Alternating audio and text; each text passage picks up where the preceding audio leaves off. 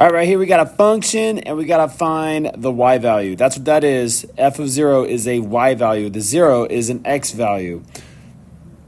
So if 0 is the x value, what we got to do is we got to take that 0 and we have to plug it into all the x's in the rule that we see.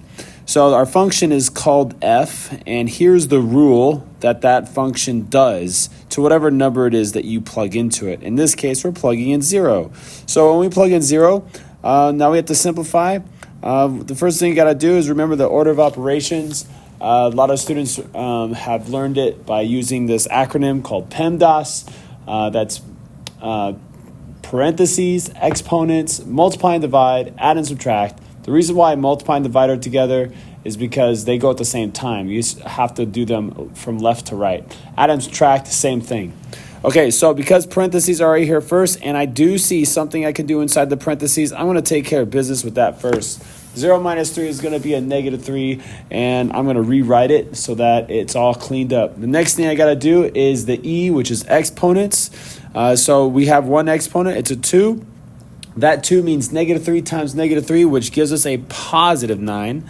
So I'm going to cross that out, write a 9, and then I'm going to rewrite it again just to make sure it's all cleaned up.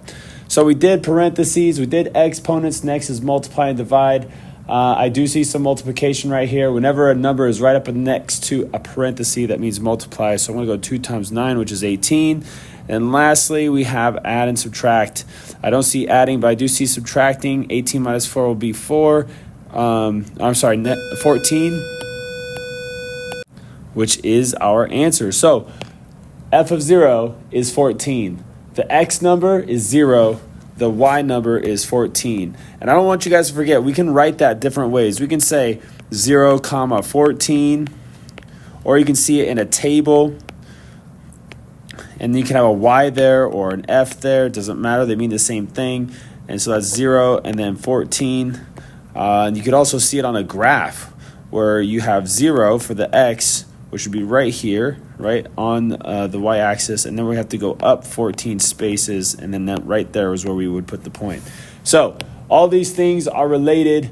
That's how you find the y value when you're given an x value.